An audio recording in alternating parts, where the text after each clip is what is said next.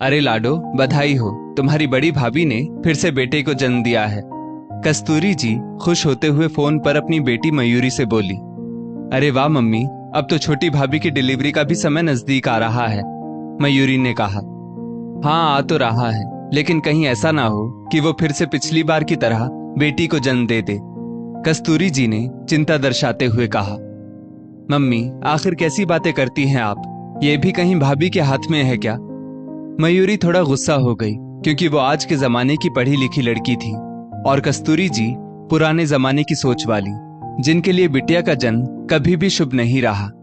खैर, लगभग हफ्ते भर बाद ही देखा मयूरी, मैं ना कहती थी कि कहीं ऐसा ना हो कि साधना फिर से इस बार भी बेटी को ही जन्म दे दे, और वही हुआ।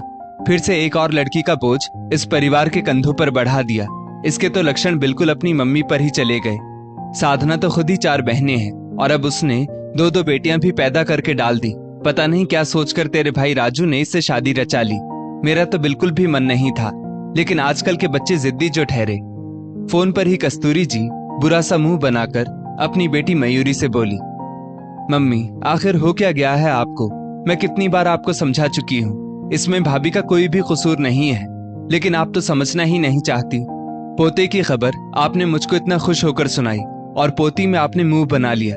चलिए अब रखिए फोन, मैं आती हूँ किसी दिन अपने नन्हे मुन्ने भतीजे भतीजी दोनों से ही मिलने। इतना कहकर मयूरी ने फोन रख दिया और इत्तेफाक से मयूरी दूसरे दिन ही मायके आ गई।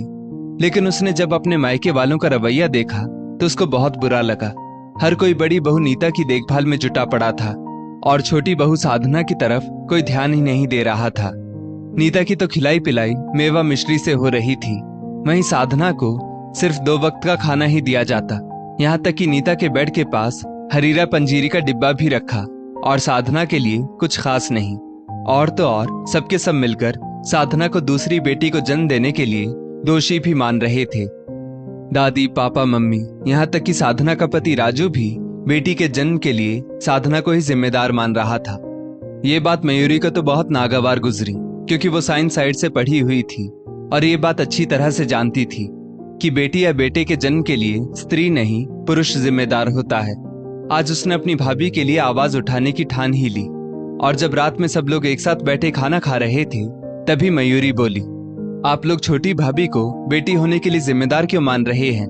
ये तो साइंस ने भी साबित कर दिया है कि बेटा या बेटी होना सिर्फ और सिर्फ पुरुष पर ही निर्भर करता है। तो फिर सारी उंगलियां भाभी की ही तरफ क्यों, भैया की तरफ क्यों नहीं?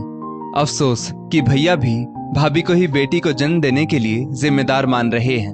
मैं आप सभी लोगों से पूछती हूँ कि अगर बेटी हो भी गई तो उसमें क्या बुराई है? बेटियां ही तो इस सृष्टि की सृजन करता है। दादी, अगर आप नहीं होती तो पापा और बुआ कहाँ से आते? मम्मी, अगर आप नहीं होती तो मैं और दोनों भैया कहाँ से आते? और अगर बड़ी भाभी और छोटी भाभी नहीं होती तो उन दोनों के बच्चों की किलकारियां इस घर में कैसे गूंजती?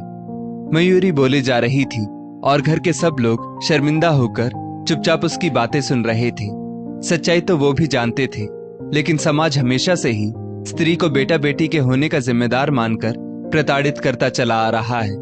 लेकिन आज मयूरी चुप ना रह सकी।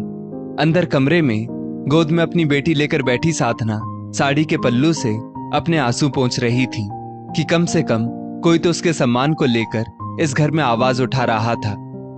बिल्कुल सही कह रही है मयूरी, आज के बाद छोटी बहू को कोई भी उल्टी सीधी नहीं सुनाएगा। मेरी भी तो मति मारी गई थी, जो एक स्त्री होकर भी दूसरी स्त्री का दर्द ना समझ सकी। मयूरी बेटा, मैं अभी के अभी छोटी बहू से अपने कृत्यों के लिए क्षमा मांगती हूँ और संकल्प लेती हूँ कि छोटी बहू की भी उतनी ही अच्छी तरह से देखभाल करूंगी जितनी की बड़ी बहू की। कस्तूरी जी अपने आचरण पर शर्मिंदा होकर बोली और अपनी माँ की ये बातें सुनकर मयूरी हुलसकर अपनी माँ के गले लग गई। दोस्तों, इस स्टोरी को लेकर आपकी क्या राय है? नीचे कमेंट करके जरूर बताइएगा और ऐसी ही और भी बेहतरीन वीडियोस के लिए हमारा पेज जरूर फॉलो करें। धन्यवाद।